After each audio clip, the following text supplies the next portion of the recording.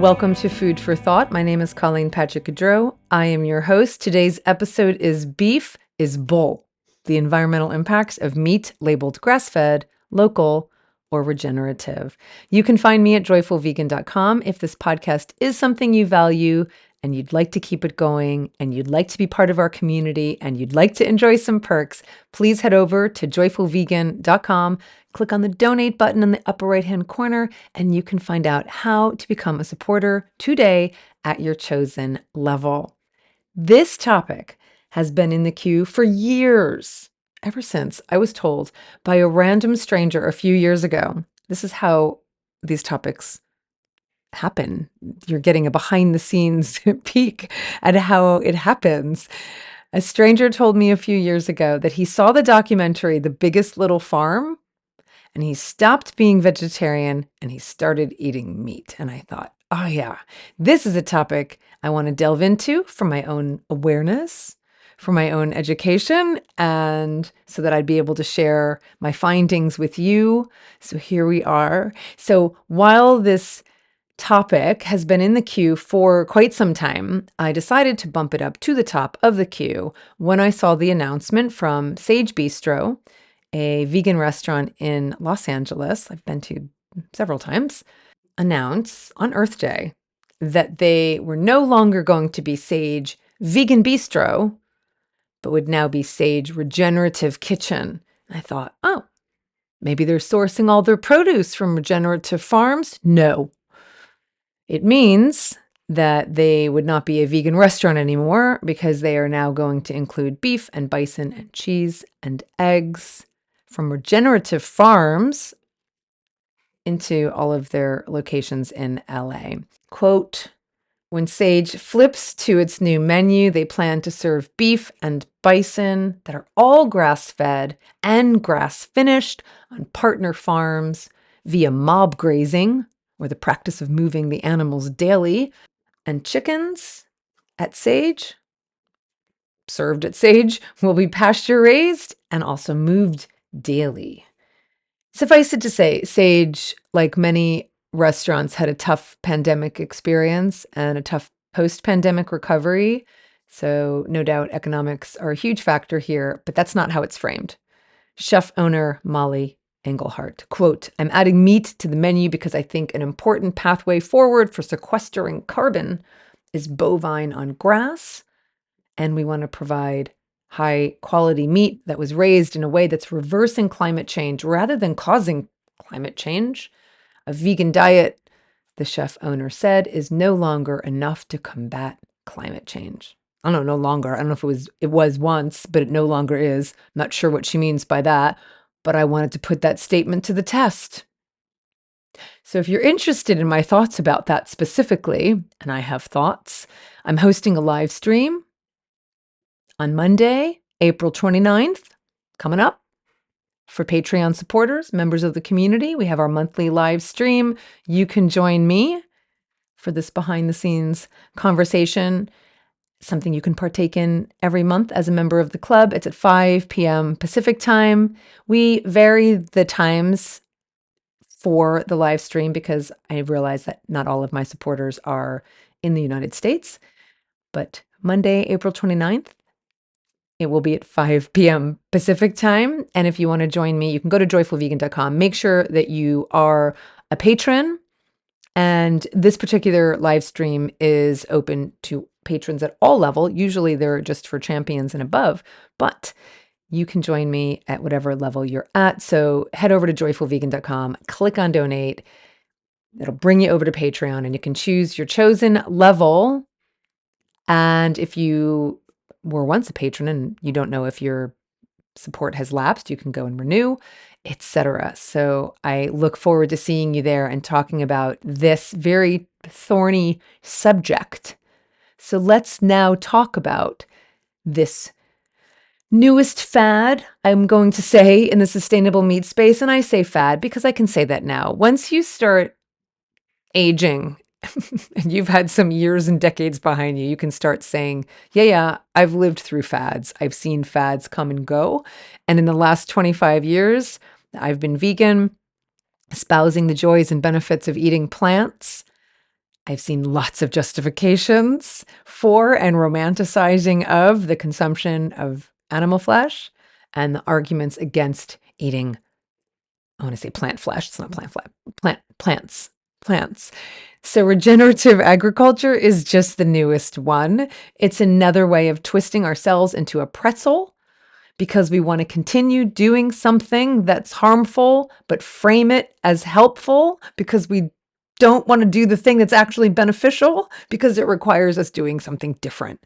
I mean, that is just my reading of any time we just squint hard enough to see if we can just look differently at the thing that we're actually doing to see if it maybe is a little better. And I do think this comes from a place where people do want to do the right thing. I really do believe that. I really do believe people who seek out organic and local and humane and cruelty-free and cage-free and all of these labels we put on these products, I do think it comes from a place of wanting to do the right thing. I believe that Molly Engelhart at Sage 100% believes that she is doing the right thing. There is nothing wrong with wanting to make the world a better place, especially when it comes to undoing the most detrimental impacts of agriculture. What's so difficult to watch is how we romanticize and ritualize and rationalize something that is so unnecessary and so harmful to ourselves, to the planet, to the animals, all the things, right? If this were a necessary evil, that'd be a different story, but it is not a necessary evil. It's so difficult to see people frame something they're doing as making things better when often, in fact, they're making things worse. And spoiler alert for Monday's conversation, transitioning your 100% vegan restaurant to a restaurant that serves any meat, whether it's called grass-fed, heritage-bred, pasture-raised, sustainable, natural, humane, free-range, cage-free, organic, artisanal, biodynamic, did I say local, regenerative? It's all bull. I mean, literally, it's bull. Like they're serving bull. They're serving beef.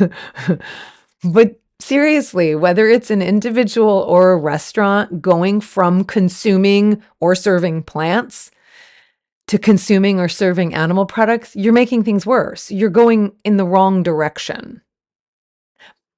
But Colleen, you say regenerative agriculture is good. It's better. It's better than conventional agriculture. It's helpful.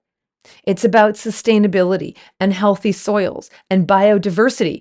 You're about all those things. You talk about those things all the time. So what's the problem? The problem is that if we were just talking about plant-based agriculture, yeah, I'm on board. I'm on board for doing things better. I'm on board for doing agriculture better, for doing it more sustainably. And I've talked about this. I've talked about this in the podcast on wine. Even if you're not a wine drinker, I encourage you to go over and listen to that episode because I talked about the difference between organic and biodynamic and natural and sustainable wines, those labeled any of those things, organic, vegan, biodynamic, natural, and sustainable, and what the difference is between them. And the difference between wines, it's the same for any agriculture because we're talking about agricultural products. All of it's still agriculture, which by definition involves the intentional modification and management of natural ecosystems to optimize productivity and meet human needs. Like that's literally why we have agriculture. By definition, agriculture entails human intervention and manipulation of the environment to support desired outcomes. And I am not going to pretend you can all say that the worst thing that ever happened to the human race was the agricultural revolution 10,000 years ago. It was actually the best thing that happened to the human race. Depends on what you're measuring. I'm not a misanthrope. I'm not someone who's anti-human. So in terms of it supporting this species, and yes, you could, obviously there's a lot to say about the destructiveness of this species, but in terms of supporting the species, agriculture was one of the most influential technologies,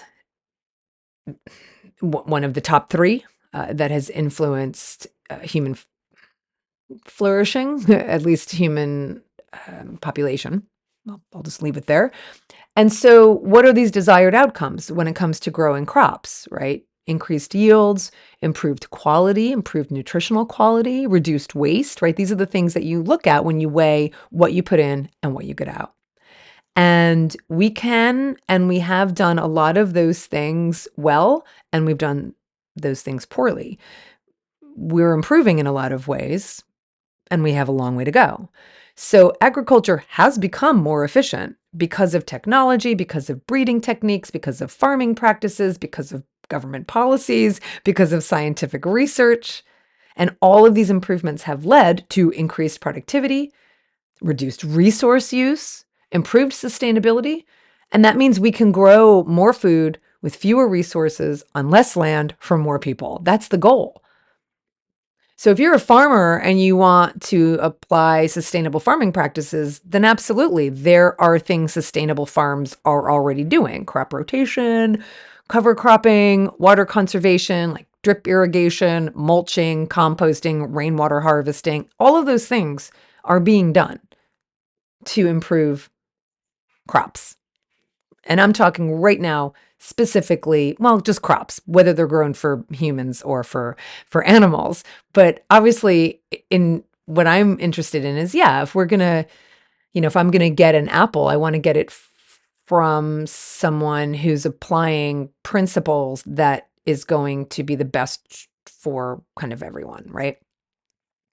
And this is what I talked about when I talked about wine, that 100% I'm more interested in how a vineyard is managed than I am about how a winemaker makes the final wine. And so I am very interested in what is done on the farm. And so this is the problem I have with this regenerative agriculture conversation, is that it's not focused on plant-based agriculture. It's focused on animal agriculture. So if we had this huge movement of regenerative ag and it's talking about plant-based agriculture, I'd be very interested in that. But it's not. It's focused on animal agriculture. And that it is framing its focus on animal agriculture as a way to combat climate change is an entirely different story. And so, again, I come back to what Molly Engelhart said: following a vegan diet is no longer enough. Again, I don't know what that means, this no longer enough, but following a vegan diet is not enough to combat climate change. So let's unpack this. What is regenerative agriculture? Regenerative agriculture has no universal definition. It's like the word sustainable. It doesn't really say anything specific, but I think it evokes a particular idea or feeling. And I think a lot of these words I've talked about under this umbrella of pasturbation, just these words that kind of make us feel warm and fuzzy because they somehow hark back to a past that we have romanticized. That's what pasturbation is. Pasturbation is the over romanticizing of the past to the degree that we make choices about our present that are not grounded in reality. So I would put regenerative agriculture in under the umbrella of pasturbation, because if you listen closely to any of the framing and the language and kind of the way it's talked about by especially those who are proponents of animal agriculture, you'll hear these terms that again are harking back to the better days, the days of yore, the times when we did things better. Well, not necessarily, and that's just a whole other conversation. So when we're talking about regenerative agriculture, it commonly refers to methods that, I mean, it's kind of close to like biodynamic. So there's some of these ideas. It's all around improving soil health. It's about replenishing its organic carbon content. It includes no-till agriculture, so farmers who avoid plowing soils, they instead drill seeds into the soil. They use cover crops, which a lot of different categories of growing things will do. These are plants that are grown to cover the soil after the farmers harvest the main crop, and the idea is to actually add more nutrients back into the soil. Other practices include crop rotations, such as planting 3 or more crops in rotation over several years so you don't have the same crop, right? Just kind of depleting the soil in one area, and then rotating crops with livestock grazing. And that's where livestock grazing comes in. And so sometimes these practices, sometimes not always, include reducing fertilizer and pesticide use, and manure as fertilizer is one of the tenets of regenerative agriculture. And so in short, it focuses on practices that improve the soil and soil health, enhance biodiversity, increase water retention, and sequester carbon. All good things. All good things. All of that's great. So as I said, sustainable agriculture, many of these things are already implemented in what you would call sustainable agriculture. And anything that enhances biodiversity is okay in my book. That's a good thing. Now, what's more, you'll find that the people who promote regenerative agriculture highlight the harmful impacts of intensive animal agriculture. They promote composting. They emphasize the need to reduce food waste. All of that's good. All of that's needed. There are harmful impacts of intensive animal agriculture, and we do need to reduce food waste. And composting is one of the ways we can do that at home, or in terms of, the farms that we might support, in terms of how they, what their practices are. I've talked about all of this at length here on Food for Thought. All of that's good. We want to reverse the detrimental effects of agriculture, or at least stop them. Today, half the world's ice-free and desert-free land is used for agriculture. More land is used for farming than the world has in the form of forests. 3/4 of this land is used for raising livestock, either land for grazing or growing crops to feed livestock. So in other words, whatever the question, all these things that we're concerned about, increase soil health, increase biodiversity, capture carbon, reverse climate change, the answer is never raise livestock. Why? Because by every measure, especially beef, it is the most environmentally taxing of all of the, I'm going to call them agricultural crops, just for convenience sake, because that's what we're measuring here, followed by lamb, then dairy, then pork, then chicken, then fish. Whatever the barometer, whether it's greenhouse gases or land use or soil depletion or water consumption or water contamination, meat and dairy have significantly higher environmental impacts than any plant food, whether it be almonds, all nuts, but almonds are usually scapegoated, or apples or beans, including soybeans. And again, they're usually scapegoated because people who are trying to catch vegans out, as if we're the only ones who eat tofu, I mean, it's ridiculous, will try and catch us out by saying that, soybeans are cutting down the rainforest. Yes, growing soybeans is definitely a cause of deforestation in the rainforest in Brazil. It's because they're cutting the forest down to graze cattle and to grow feed for the cattle. That's it. So when we look at the distribution of carbon footprints for each food, from the most sustainable producers to the least sustainable, whether we're looking at the most sustainable producers in animal products or the least sustainable, or if we're looking at the most sustainable producers in produce and plant foods or the least sustainable, what we know is that the data is clear. And that is that the worst plant-based foods still have a lower carbon footprint than the best produced, especially beef or lamb, because they are the highest in terms of the environmental footprint. So I'm going to get down to the nitty-gritty here. I'm going to get down to some low-level specifics and data. But the bottom line is the most effective way to reduce our environmental footprint is to stop eating animal products. It's just the number one thing we can do. If you don't want to do that, then there are many different variables to this. We need to eat less meat. It's just we need to do. I know that me saying we need to eat less animal products or no animal products, and I've been an advocate for veganism for 25 years, and I have a pretty good track record of inspiring people to kind of look at their own habits and see where they can change them, and I'm very proud of that. But I know that it's not going to be a magic bullet, and people do have the information, and people aren't acting on it.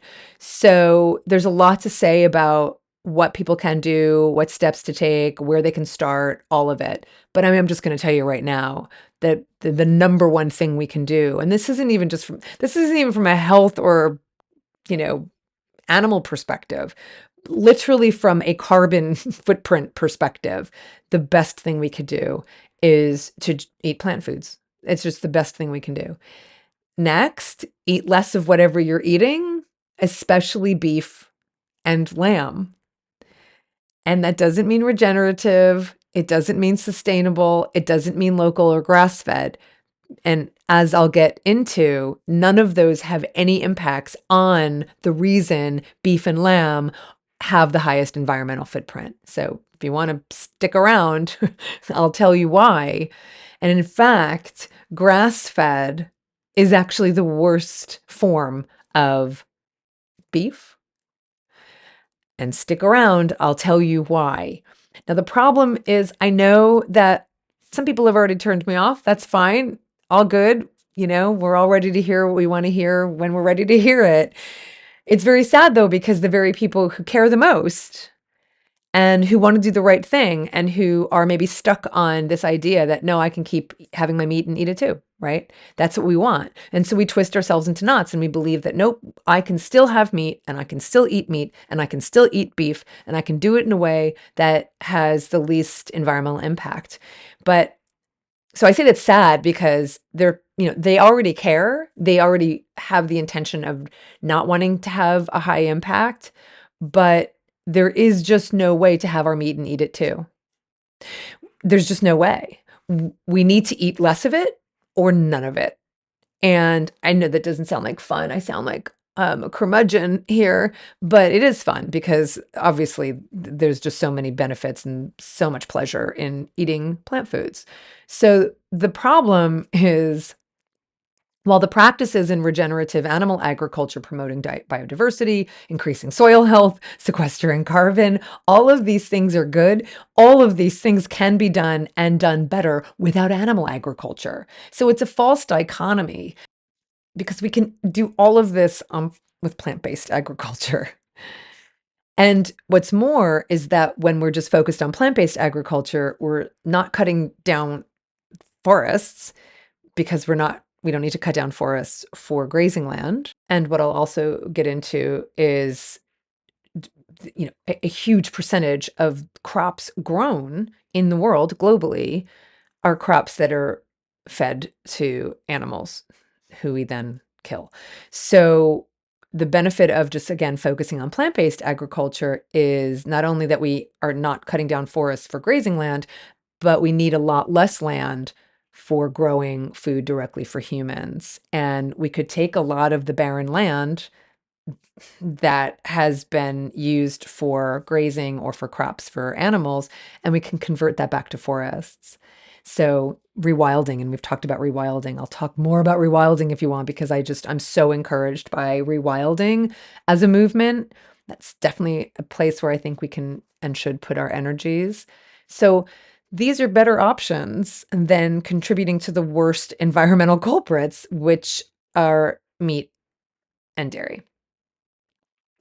Now, listen, I know that some people are hearing this and thinking, well, yeah, you're saying that because you're vegan. I mean, just like, you go to you have a problem, you go to a surgeon, they're going to tell you need surgery, right? You have a problem, you go to a nutritionist, they're going to tell you that your problem is nutrient deficiency or whatever, right? So you think you coming to me and I'm saying this because I'm vegan. I don't have, a vegan agenda. Like I'm not invested in someone eating less meat because I said so. Maybe a surgeon does a bit more than I do, a surgeon who wants to perform surgery and a nutritionist who wants to, tell you how to eat. They have a lot more vested than I do telling you to just stop eating animals, right? It's actually the other way around. Stopped eating animals because I wanted to lighten my footprint on the earth and I didn't want to contribute to harm and suffering, just like the people who say they're in support of regenerative agriculture don't want to do. They don't want to contribute to harm. They want to make this earth a better place. Yeah, like I said the same thing and I was persuaded by the data. I was persuaded by the information and my own intuition for sure. And because of that, I was compelled to change my behavior. I was moved to manifest my compassionate values in my actions and stop eating animal flesh and fluids. I made the transition because I didn't want to contribute to violence against animals. But of course, I cared, and I do care about more than one thing at a time. And I wanted to live lighter on this planet and live healthier. I cared about those things as well. And so I was seeking out a solution for the things that I cared about. And the fact that making this change, becoming vegan, and for me, I always say that I didn't become vegan, I didn't become something different as much as I removed the blocks to the compassion that was inside of me all along. So becoming vegan, removing those blocks, ticks all of those boxes. The fact that being vegan means that I am manifesting my values of compassion, and then in the end I am doing the best thing in terms of the things I care about for the planet. And it means I am doing the best thing for my health. So that's amazing. That's so wonderful. And the sources I look to, I do my research. And of course, we all go by the thing. I did it. I just want to make sure it's clear too. I had my whole journey of, stopping eating land animals first. And because I didn't want to hurt animals, that was the reason I stopped eating land animals. But I also wanted to keep eating dairy, and I kept eating, eggs and what have you. And I was looking for all the ways to do that and not feel bad about it. And that's why I was eating organic and, free range and all the things. And then I realized that there is just no way to do this thing. There is no way to support an industry whose business model depends on killing. That's the foundation of it. That's the beginning and the end of it. There's no way to do it. Whatever the animal product, there's just no way to do it. And so, God, it was just so much easier. It was just so much easier to when I stopped eating all animal products, it was such a weight that was lifted because I didn't have to kind of, try and do the math and, squint hard enough and contort my thinking. It was just like, oh, yeah. All right, I'm just not going to eat animal products. I got 5 things I'm not going to eat. That was easy. And I say that knowing that it's not easy for everyone. And I say that knowing that the transition is also challenging for some people. That's why I do what I do, to help people through this journey. But the point is, I did my homework. And when I gathered it all and I looked at it all and I went with my own intuition, of course, there was no way to square continuing to eat animal products and not want to hurt them. So, the sources that I look to for my information, I'm very willing to be wrong. And I certainly don't look at sources that just confirm my bias. Of course, I have a bias. I mean, everybody has a bias. My bias is not eating animals. My bias is compassion. And so I don't just look to sources that support that. I don't agree with every vegan. I certainly don't agree with every vegan. I don't agree with every, documentary that comes out and the statistics they use. And I don't think I don't think veganism is a panacea. I do think it's the best we have, which is exciting, but I don't think it means you're never going to get sick or you're not hurting animals still or that I still don't have an environmental footprint. Of course I do. So the point is I am very open, I'm very Catholic, I'm very agnostic in the sources that I seek out. And I love to be persuaded one way or the other. And so one of the sources that I've recently discovered, and I'm so thrilled to have discovered this source, is one I want to share with you, is a website and a book by a data analyst named Hannah Ritchie. And Hannah Ritchie does what I could never do. She is a data cruncher. She is a numbers cruncher. She is a data analyst. She, basically identifies patterns and trends and relationships within the data and then, kind of creates meaningful insights based on that data. I could never do that. I do not have the patience or the skills to do that. So Hannah Ritchie is a Scottish data scientist. She's a senior researcher at the University of Oxford. She's a contributor to a website called Our World in Data. a website I cannot recommend highly enough, and I highly recommend you getting on the mailing list as well. I also cannot recommend highly enough her new book. It's called Not the End of the World: How We Can Be the First Generation to Build a Sustainable Planet. It's a data-driven look at how we can solve our environmental problems and build a sustainable future. And like many of the works that I recommend, and much of the orientation that I recommend, it is optimistic. There's a lot of work we need to do. That is always the case, but there is just a lot that of information and data we have that can help us move forward in a very positive way. So this is what she does. So if it's so hard to kind of to put all the data in and get something out that's right. I mean, there's so many different variables, and I'm so impressed with all the different ways they do this at Our World in Data, and that Hannah does it, and she just explains it in such understandable terms. As a layperson, I'm not a scientist. I'm just so impressed, and she's very aware. They're very transparent about, hey, yeah, we got to put in this part. We got to put in the packaging. We got to put in the transport. We got to put in the feed in. We got to put the growing of the feed. Like there's so many data points to put in. And I just really appreciate that that's what they do. And what comes out is, here's some information. And so I really, really want to recommend that book, Not the End of the World, which, I already love the title of that. So I was drawn to that when I first discovered the book about a year ago. It was before it was out, and she was interviewed, I think it was in the New York Times, for the New York Times Magazine. And I was just really impressed with what I read and what I've read since. And so I'm going to be sharing some of her data in the rest of the episode. And again, just remember that, I'm coming from a place of, like I always have, providing you with the information, and whatever you want to do with it is up to you. And I know that there are people who don't want to hear what I have to say, especially meat eaters who frame their meat eating as an environmental benefit. Don't want to hear what I have to say. There's plenty of vegans who don't want to hear what I have to say. So so don't worry.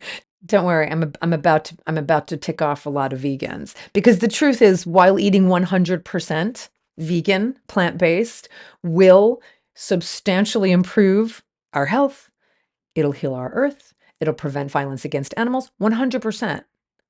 The environmental benefits of everyone eating less meat are far greater than a small percentage of people becoming vegan. And I know vegans don't want to hear that, but that's just the truth. Those are just the numbers.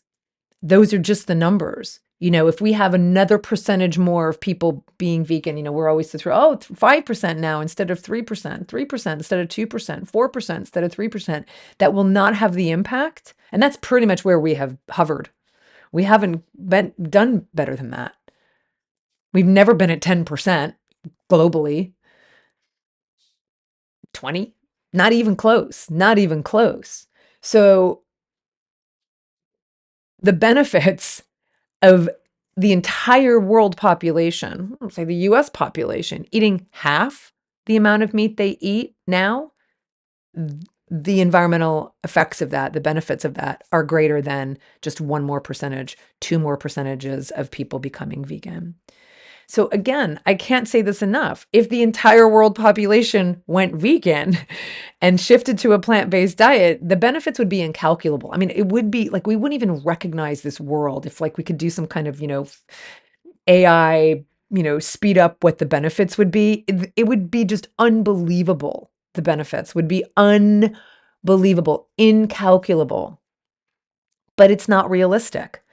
It's not realistic that everyone's going to stop eating animal products. Not today. Not today. So one of the things Hannah does in the book is refer to research that projects outcomes with different scenarios. So let me read to you from the book directly and give you some of these scenarios. Simply cutting out beef and lamb, but still keeping dairy cows, would nearly halve our need for global farmland. It's just remarkable. We'd save, now she talks in hectares because she's Scottish. I will speak in acres. We would save, I'll say it both, depending on where you're listening from. We'd save 2 billion hectares, which is almost 5 billion acres. which is an area twice the size of the United States, just by cutting out beef and lamb, but keeping dairy cows. By far, that's where the greatest savings comes from. If we were to cut out dairy as well, in addition to cutting out beef and lamb, we would have this again and save another billion hectares. Okay? It's another 2.5 billion acres. That's three US-sized farms, right? Three areas the size of the United States. An area 3 times the size of the United States is what I'm trying to say. Now, from there, what she says is the reductions are marginal. The vegan diet minimizes the most. 100%, she says, if everyone ate a vegan diet, we would reduce the amount of land we use for farming by 75%. That's an area the size of North America plus Brazil. I love having the visual because I can't, in my mind, imagine 1 billion hectares or 5 billion acres, but I just love the visual of imagining the size of the United States, the size of North America plus Brazil if everyone went vegan. But if everyone stopped eating beef and lamb, that would be an area twice the size of the United States, right? That's pretty significant.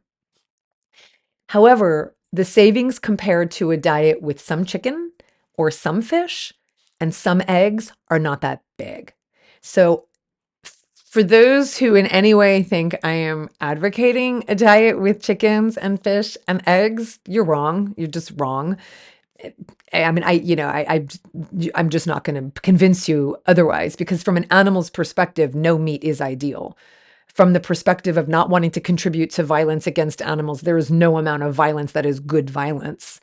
0 is the optimal amount of violence we should support if that's what we care about. But from an environmental standpoint, or even from a health standpoint, of course, eating fewer animal products will have a substantial effect on the climate, on deforestation, on water consumption, especially if people eat no or less beef and lamb. So the research emphasizes, again, from an environmental standpoint, the different types of animals that people eat that do make a difference. Now, from the animal's perspective, and from the perspective of people who don't want to pay people to bring animals into this world only to slaughter them, it's the same, whatever the animal. But when looking at it from an environmental perspective, there is a big difference between the impacts of beef versus chicken. And if you're a big beef eater, then yes, absolutely replacing some of your weekly intake, I would say with plants, but even replacing beef with chicken or fish, it is a huge, huge shift for people. And in fact, that change, according to the data, makes much more of a difference than a chicken eater going vegetarian. So going from beef to chicken has more of an impact than eating chicken and going vegetarian. Again, environmentally speaking, and this is because fish and chicken are small, and therefore they are more calorie efficient than larger animals when you're measuring those things. Now, from an animal welfare perspective, it's the opposite. And this is really the paradox here, because from an animal welfare perspective, you have to kill more animals to get the same amount of meat when you're eating more chicken. But if you're concerned about all the things we've been talking about, and from an environmental perspective, it's better to eat beef than chicken. So everyone has to reconcile this differently. I'm just going to say again, like, eat plants, but I am often asked, okay, so for people who aren't ready to let go of eating all animal products, for people who don't want to just go vegan right now, but they want to start somewhere and they want to have an impact, where would you tell them to start? And so, as you can see, it really depends on, well, what do you care about? If you're concerned about animal welfare, i.e. the number of animals killed, the percentage of life in confinement, if you can call it a life, the number of years suffering exploitation, as dairy cows do, then it's hard to justify eating chickens or dairy. But if your primary concerns are environmental, if you're concerned about deforestation, greenhouse gas emissions, water contamination, then beef is where you want to start. And of course, if you care about it all and you want to have the biggest impact, then chuck it all and just eat plant-based. Just go vegan, right? I say just go vegan. That's why I'm here for you. 18 years of podcast episodes, the 30-day vegan challenge. What else do you want from me? I'm here for you. Okay, so go to joyfulvegan.com and find all of that. Now, naysayers will naysay, and they're going to say, well, we can't all go vegan. We don't have enough land to grow crops. Now, that's not true. I have already shared that if everyone went vegan, we would need 75% less cropland than we use today because we'd save all the land that we use to grow crops to feed livestock, as well as grazing land. So, in our current model, less than half of the world's grains are fed directly to humans. The rest goes to livestock or to biofuels. A percentage goes to biofuels as well. The same is true for soy. If everyone went vegan, we could simply repurpose that food or repurpose that land to grow different crops. So let's draw that out a bit more. Globally, we grow enough food for everyone on the planet today to get 5,000 calories of food per day if that was evenly distributed. And we know that because of inequality, hundreds of millions of people do not get enough to eat, and billions of people get too much. Overconsumption is a huge issue in rich countries like ours. The other issue is that we feed livestock and cars, not people. The world produces 3 billion tons of grains every year. Less than half of this goes towards human food.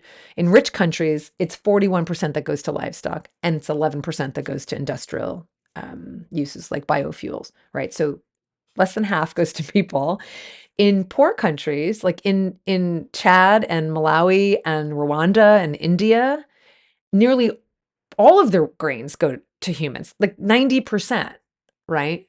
So no. This isn't like if we all went vegan, we wouldn't have land to grow food for everyone. It's the opposite. Another knee-jerk criticism from naysayers is that what about plant-based diets that include food that are grown overseas, produced overseas, like avocados and cocoa beans and bananas? Vegans are hypocrites because they're contributing to greenhouse gas emissions by eating tropical foods that have to be transported. Certainly, that's all worse than eating some locally produced meat, say the naysayers. So, first of all, the idea that someone who's already eating a diet with a high carbon footprint or just environmental footprint, i.e., meat and dairy, calling vegans hypocritical is ridiculous because not only does the data demonstrate that meat and dairy are the most environmentally taxing, no doubt these same people are also eating the tropical foods they imagine to have a high environmental footprint because of transportation, the cocoa beans and the avocados and the bananas. So don't tell me that people who are already eating the most environmentally taxing diet are also, not also eat, they're not eating bananas because they care so much about the environment and chocolate and coffee and avocados and all of the other things, mostly from the tropics, right? So when you're calculating the carbon footprint of foods, you have to account for obviously the carbon emitted during the food transport. And transportation is a big topic of conversation when people say, yeah, this is the number one cause of greenhouse gas emissions, this is the number two, whatever. So this may come as a surprise to you. It came as a surprise to me, but the transport part of the food chain only contributes to 5% of all the greenhouse gas emissions from food. What? So the transport part of the food chain contributes around 5% of all the greenhouse gas emissions from food. Most of our food's emissions come from land use change, again, from forest to crops or grazing land. And the emissions on the farm, which is the methane burping cows, the emissions from manure, the release of carbon from the soils. So that's where most of the greenhouse gas emissions come from in our food sector. The other reason that it's so low is because almost none of our food is flown. Flying is really expensive, and companies don't do it if they don't have to. Instead, most international food trade comes by boat. And shipping by boat is a pretty low carbon way to travel. Transporting food by boat emits more than 50 times less carbon than transporting it by plane.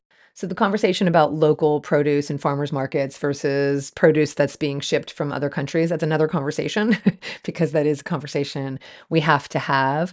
But basically, most of the food is coming, if you're not getting just 100% locally grown produce, then the produce that you're buying in the store is coming by boat. And there's a lot less carbon emissions coming by boat than, of course, if it were coming by plane. So 5%, I was really shocked at that number. So staying with our hypothetical model of everyone going vegan, we've covered the fact that you don't need more land to grow food for humans. We've covered the fact that the food's coming from other places doesn't account for a lot of carbon emissions or greenhouse gas emissions in general. So what about the people who say if you're vegan and you're eating, plant-based meats like Beyond Burger, et cetera, aren't those worse for the environment? The answer is no. And it's not just that they're not bad, they're actually better than meat in every regard. So back to data from Hannah, emissions from corn. So, corn, really one of the first plant-based meats on the market, very successful from the UK. Corn products are 35 to 50 times lower than beef in terms of emissions. So if you switch your beef burger for a Beyond Meat or Impossible burger, you cut your emissions by around 96%. This is comparing these products to the global average footprint for beef.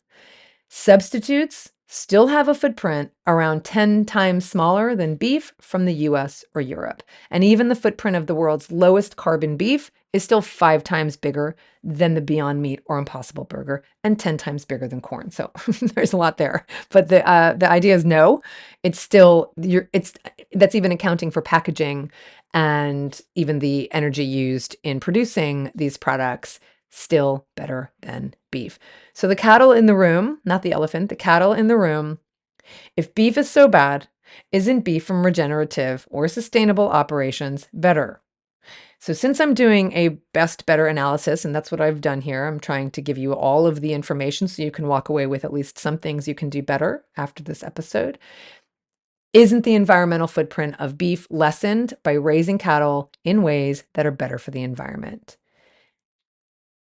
You'd have to say better than plants, right? Because that's the idea. So better than plants, no. And I'm quoting again Molly Engelhardt, who says regenerative livestock are raised in a way that's reversing climate change rather than causing it. And so there's no world in which plants are causing climate change, and there's no world in which plants are causing climate change uh, where where livestock isn't, where animals aren't, and the animals are reversing climate change. There is no data to support that livestock are reversing climate change. And so that was the reason she gave for moving from a 100% plant-based restaurant called Sage Kind Kitchen, I think it was called, to one that's called Sage Regenerative Kitchen, because eating vegan is not enough to combat climate change. So what about this regenerative beef? What does the data say about it? So looking at the hard facts about calorie efficiency that I mentioned earlier, what percentage of the calories we feed an animal is converted into eatable products for humans, right? You have to look at this calorie efficiency, like how much you're putting in and how much you get back, right? So for beef, it's 3%. That means for every 100 calories we feed a cow or a steer or a bull, we get 3 calories of meat back in return. 97 calories, 97% of the calories are wasted. And that goes for grass-fed, heritage-bred, pasture-raised, sustainable, natural, humane, free-range, cage-free, organic, artisanal, local, biodynamic, or regenerative. What goes in, you get back 3% of every 100 calories that goes in. And the calorie conversion is the same for all of those. For lamb, it's about 4%. So you get 4% instead of 3%. And a little better, but still pretty bad. For pork, it's 10%. For chicken, it's 13%. So basically, even for the most efficient animals, basically we're talking about 80% of calories wasted. Those are pretty bad. Those are pretty bad numbers. And so that's the calorie equation she does for flesh in general, and then she does it for protein. So also, livestock are inefficient converters of protein. So for pork and lamb and beef, more than 90% of the protein they eat from animal feed is lost. So you put 100 grams of protein in, you get 10 grams back. Chicken's a little better, but it's still only 20% in the form of meat. So the conversion for calories and for protein is pretty poor. When it comes to carbon emissions, it has to be said, again, whether you're measuring the footprint of foods in terms of their weight or their protein content or their calories, the conclusion is the same, that plant foods have a lower carbon footprint than meat and dairy. That has to be said. in many cases, a smaller footprint, a much smaller footprint, of course, if you're comparing beef or lamb with any of the plant foods. So in every case, plant-based foods emit fewer greenhouse gases than meat and dairy, regardless of how they're produced. When we're talking about going from beef or lamb to chicken and pork, that is going to be better than if you go from conventionally raised beef or lamb to regenerative beef or lamb. So once again, y- you will have a smaller footprint, carbon footprint wise, if you substitute conventional or regenerative beef with chicken or even pork than if you go from conventional beef to regenerative beef. And so let's get to the one of the most touted aspects of regenerative beef, and that is the idea that they're grass fed, right? So it's ironic, I know, because it's definitely one of those terms that I think pasturbators love. And what's really ironic is that if you really want to have a lower footprint and you still want to eat beef, the best thing you could do is eat grain-fed beef rather than grass-fed, because grass-fed needs so much more land that you have to either, again, deforestation is an issue as you need more land for cattle, not only for their feed, but also for their grazing. And so when it comes to beef, the more they have to graze, the more they're grass fed and grass finished, the more land you're using, the more carbon you're emitting because you're cutting down forest. And certainly because you're also not using that land for forest. So even if you didn't just, cut it down, you're not using that land in a way that would capture carbon the way a forest would. And so again, the reason beef is the largest driver of global deforestation is because of the cropland and because of the pasture land it takes to support these animals. And so cattle raised on grassland alone rather than grasses plus grain. So even if you heard me talk about Sage saying that the cattle will be grass from a farm that grass feeds and grass finishes, it needs 2 to 3 times more land than if you were grain feeding. So what about local? So, okay, fine, I won't get regenerative, but I still want to eat beef. What about local? And I know that once again, it has this kind of more pastoral feeling to think about getting your beef from a local operator, but it's not how far the beef travels or the animals travel. It is beef. And if I haven't made that clear already, then I have done something very wrong here because as I said, the transport part of the food chain contributes to only 5% of all the greenhouse gas emissions from food. And so you can't escape. So putting that aside, you're still getting all of the problems. You're not solving any of the other problems with beef, which is again the emissions coming from land use change to emissions on the farm, the methane burping cows, the emissions from manure, the release of carbon from the soils, and all of the other problems, the calorie inefficiency, all of it. None of that changes just because they're locally raised and transportation counts for such a small um, amount that it doesn't matter. It just doesn't matter. So how did this all start? This started because a restaurant owner said she was switching her 100% vegan restaurant to be a regenerative restaurant that includes beef and bison because it's more climate friendly. If I didn't demonstrate that eating plant-based is the best thing we can do from the perspective of all of the environmental measurements, then I hope I at least have left you with the fact that there are things we can do if you're not ready, convinced, whatever, to go 100% plant-based to at least reduce the amount of meat you're eating. By every measure, plant foods, even the ones far away, even plant-based products, all of them are still better than the most eco-friendly meat. So buy your plant foods from sustainable producers, sure, go ahead. But there is no contest between even the most intensively farmed plant food for human consumption and any animal product, plant foods win every time. Oh yeah, there was one suggestion that Hannah gave, or just, because again, we want to contort ourselves to kind of figure out a way to keep having our meat and eat it too. And she said, if you want to keep eating beef, but you care about the environment, then eat beef that's sourced from a dairy herd because because under half of the world's beef comes from the dairy sector, and it produces 60% lower emissions because its footprint is shared with dairy co-products. Now, you want to figure out how to do that, have at it. I just think it's easier to eat plants. I just think it's easier, right? It just seems to me like, because if even every one of Sage's non-vegan customers continues to go to her restaurant now that it's serving beef because it's from regenerative farms, don't tell me that that's the only time they're eating meat. And that's the thing that I found with all of this talk over these years with Michael Pollan and the grass-fed and the pasture-raised and the heritage bred and all of the sustainable, humane, free range. In the end, it is impossible to do that 100%.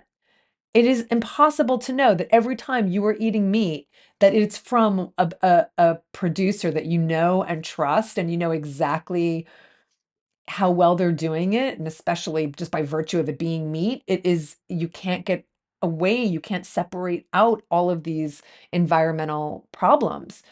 And being vegan is not about being perfect, and I have said a million times, it's not about perfection. And I urge you not to sweat the small stuff. Don't sweat the small stuff. But it is 100% possible to know that the broccoli you order is still broccoli, however it's farmed and wherever it comes from, and know that you're eating 100% a plant that is 100% more friendly, 100 times more environmentally friendly than any animal product. So it's just easier. It's just so much easier to just know that no matter what I do, if I'm eating a plant, I'm still doing better than if I were eating any kind of animal product, however it's labeled. For the animals, this is Colleen Patrick-Goudreau. Thanks for listening.